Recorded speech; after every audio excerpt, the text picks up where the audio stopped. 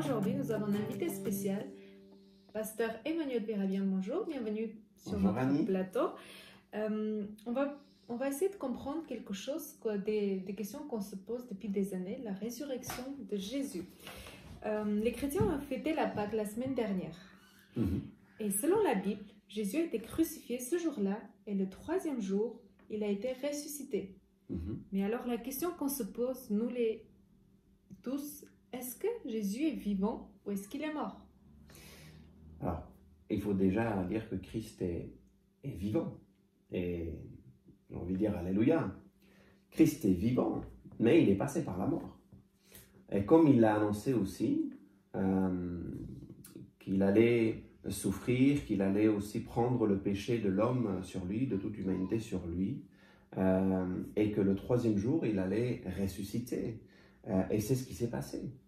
Et ici, sur cette question, il faut quand même mentionner quelque chose qui est fondamental pour nous les chrétiens, pour le christianisme, parce que c'est le fondement du christianisme. Et c'est ce que Paul écrit justement aux Corinthiens, je vais le lire.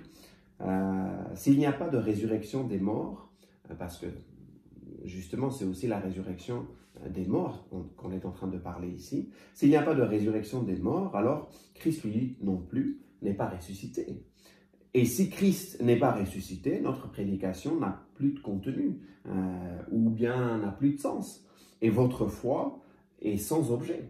C'est les questions et les réponses quelque part que l'apôtre Paul pose aux Corinthiens, aussi à nous. D'accord, mais avouez que c'est difficile de comprendre qu'un corps humain puisse ressusciter. Est-ce qu'on ne peut pas s'imaginer que les disciples auraient volé le corps de Jésus?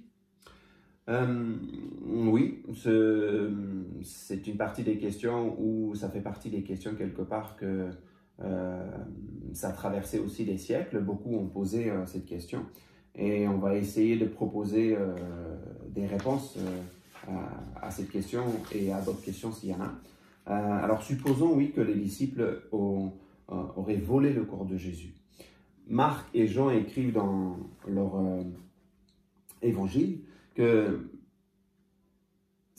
les disciples, le jour même, étaient en fuite. Le jour de l'arrestation, ils ont fui parce que quand Jésus a été arrêté, il avait d'ailleurs même prédit, il avait d'ailleurs même annoncé que si le berger est frappé, le berger va être frappé et les brebis vont se disperser. Et c'est ce qui s'est passé. Ils ont fui parce qu'eux aussi, ils étaient recherchés et détraqués. Ils se sont trouvés dans un endroit caché, dans un endroit fermé. Et même, on le voit, cette fuite, cette peur quelque part. Ils avaient peur aussi pour leur vie. Et on voit aussi la peur de Pierre, qui va renier jusqu'à 3 fois en disant que ben non, je ne connais pas ce Jésus, je ne connais pas ce Christ que vous êtes en train de crucifier. Et lui-même, il a renié par peur. Alors comment il pouvait quelque part aller voler le corps alors qu'eux-mêmes, ils étaient recherchés? Et puis admettons, oui, encore une fois, si les disciples auraient volé, mais l'auteur du livre des Actes nous parle aussi comment, de ce fait que ces mêmes disciples, ils ont dû donner leur vie, ils ont dû souffrir, ils ont dû quelque part donner de tout leur temps pour quelqu'un qui aurait menti pour la résurrection, qu'il aurait dès le départ avait juste pensé ce genre de choses et puis il aurait menti. Comment ces personnes auraient pu souffrir, aller leur donner leur vie jusqu'à la mort pour suivre ce Christ? Comment ils pourraient aussi accepter une telle idée alors qu'au départ ils savaient que c'était un mensonge? D'accord, mais est-ce que on ne peut pas dire que c'est possible que Jésus ne soit pas mort sur la croix et qu'il serait juste évanoui? C'est aussi une hypothèse, pourquoi pas, c'est une question qu'on peut aussi se poser, mais il faut savoir que les soldats romains, ils c'était des tueurs quelque part professionnels. Ils étaient surentraînés, c'était leur métier, c'était leur travail. Ils étaient là pour ça, pour s'assurer que celui qui était sur la croix devait mourir. Celui qui descendait, ils ont descendu quand même ce corps qui était sur la croix. Ils devaient s'assurer que cet homme, ce corps devait être complètement mort. Sinon, c'est eux qui allaient prendre la place sur la croix. Parce que, quelque part, ils devaient répandre de leur tête, de leur vie. Et ils devaient s'assurer, c'était leur métier, c'était leur appel, c'était leur instruction. C'est eux qui devaient le faire. Et comment aussi on pourrait penser que Jésus, il s'est juste évanoui alors qu'il a été fouetté à plusieurs fois.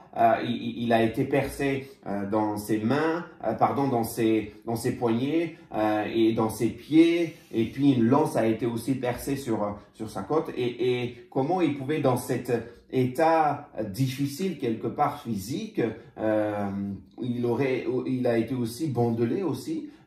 Et comment il pourrait enlever cette pierre qui pesait presque 1 tonne et puis battre aussi les soldats romains pour fuir. Comment quelqu'un juste il s'est évanoui tout simplement et puis après il a pris la fuite comme ça, c'est impossible à croire. D'accord, mais autre chose qu'on peut aussi se dire, c'est que peut-être que les disciples auraient eu juste des hallucinations. Pourquoi pas, à un moment donné, quand on laisse à l'imagination libre cours, on pourrait penser à toutes sortes de choses. Vous êtes bien d'accord avec moi. Mais encore une fois, apôtre Paul écrit aussi aux Corinthiens, il parle des 500 personnes qui témoignent justement de la résurrection. Et la question qu'on peut se poser, comment est-il possible que ces 500 personnes, ils auraient pu avoir cette même hallucination identique, la même chose, exactement cette même chose. Et en plus, cette hallucination aurait été possible si les disciples, quelque part, avaient été disposés à croire au départ, parce qu'au départ, les disciples ne croyaient pas. Souvenez-vous, quand les sœurs sont venues pour dire qu'il est ressuscité, les disciples dans le lieu fermé, ils n'ont pas forcément cru. Et ils ont attendu jusqu'à ce que Jésus vienne se présenter devant eux en pleine forme, parce que justement, il n'était pas évanoui, il est ressuscité en pleine forme, il est venu se présenter. Et ils ont dit non, on va croire si on va le voir. Et d'ailleurs, c'est ce qu'on dit aussi, à la fois comme à la fois de Thomas, il a demandé, je vais le voir, si je ne le vois pas, je ne vais pas le croire, il faut que je mette mon doigt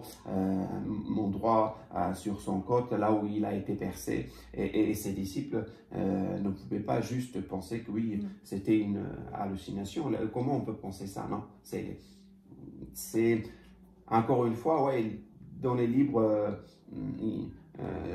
court à notre imagination, alors que plusieurs personnes ont dû donner leur témoignage, et c'était des témoins oculaires, c'est-à-dire que ces personnes ont vu. C'est pas une question, c'est pas des témoins ou des témoignages racontés, mais c'est eux qui ont vu, c'est eux ils ont vu et ils ont dit tout cela. Voilà ce que je peux apporter comme élément de réponse. Merci pour toutes ces explications. Maintenant, qu'est-ce que vous voudrez dire à tous ceux qui nous regardent ce matin? Qu'est-ce qui serait votre message? Qu'est-ce que vous voulez faire passer comme message à toutes les personnes qui nous regardent sur notre chaîne? Alors, ce que je peux dire, premièrement, c'est que ce que Jésus a fait est unique. Et au-delà de ce fait historique, c'est la base de la vie chrétienne. Il est mort, il est ressuscité, et aujourd'hui, il est auprès du Père. Et en faisant cela, il a ouvert quelque part ce chemin unique qui mène vers le Père, parce qu'il dira « Nul ne vient au Père que par moi ». Et c'est en lui que nous pouvons nous approcher vers le Père. Il a créé cette relation, il a ouvert ce chemin, il a créé ce pont, et il est le seul intermédiaire entre le Créateur et l'homme. et pour tous ceux qui cherchent encore aujourd'hui de s'approcher de Dieu et d'avoir cette relation avec lui. Et depuis son ascension, justement, depuis qu'il est retourné auprès du Père, Jésus règne dans les cieux. Ça, c'est aussi important de dire ici aussi. Il est le roi de tous ceux qui l'ont accepté. Et Jésus dit aussi à tous ceux qui croient en lui et qui peuvent aussi recevoir le pardon de leurs péchés s'ils demandent, s'ils se repentent, s'ils se convertissent, s'ils se détournent de leur mauvaise voie. Il est prêt à pardonner. Et alors, à ses disciples aussi, Jésus a dit ils allaient faire, qu'ils vont faire, et ils ont fait. Et aujourd'hui aussi, les disciples font des miracles. Il y a des miracles qui s'accomplissent aujourd'hui aussi au nom de Jésus. Il dit si, selon la volonté du Père, vous demandez si, au nom de Jésus, vous priez, vous demandez, vous allez recevoir. Oui, le Père entend nos prières. Et Jésus aujourd'hui auprès du Père intercède pour nous. Et il est là aussi pour nous. Et on peut prier en son nom et recevoir une réponse à nos prières. Merci beaucoup, Pasteur Emmanuel Virabian. Merci à tous ceux qui nous regardent. Merci pour l'invitation. Au revoir. À bientôt. Nous vous disons à bientôt. Nous nous retrouverons la semaine prochaine. Au revoir.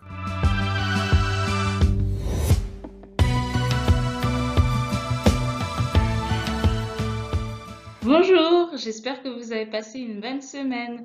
Alors, si vous vous souvenez, dans la leçon de la semaine dernière, Trinité avec Dieu, nous vous avons laissé un bonus qui était sous la forme d'une énigme, d'un défi. Est-ce que vous avez eu le temps de réfléchir à cette énigme tout le long de cette semaine? Si oui, peut-être que vous avez trouvé la solution qui était la suivante. Alors, pour rappel, pour ceux qui ne s'en souviennent plus très bien, eh bien, nous étions en bas d'un escalier et en haut, il y avait un papa, Dieu le Père. Et il nous était impossible d'aller à Dieu le Père sans toucher l'escalier ou encore toucher la rampe. Mais au final, on avait la possibilité d'être en haut. La solution, c'est que c'est Dieu qui descend jusqu'à nous et qui nous prend dans ses épaules ou par les bras et nous fait monter dans cet escalier jusqu'à lui. Alors tu te dis, ah oui, il y a un escalier pour monter jusqu'à Dieu le Père. Pourquoi? Eh bien, c'est tout simplement parce qu'il nous est impossible d'aller jusqu'à Dieu le Père comme ça. C'est pourquoi il est venu jusqu'à nous. Venu jusqu'à nous comment? À travers son Fils Jésus-Christ, qui est l'intermédiaire. L'intermédiaire à travers cet escalier qui monte tout simplement jusqu'à Dieu. Peut-être que ça te fait penser à quelque chose dans la Bible. Eh bien, je t'invite à lire Jean 3,16 qui nous dit « Car Dieu a tant aimé le monde qu'il a donné son Fils Jésus-Christ afin que quiconque croit en lui ne périsse point, mais qu'il ait la vie éternelle. » Alors voilà, Dieu est venu jusqu'à nous à travers Jésus. Si tu veux avoir plus de compléments d'informations, tu peux nous écrire ou aussi aller voir les pauses que l'Église propose et notamment la pause 22. Allez, bonne semaine à toi, à bientôt!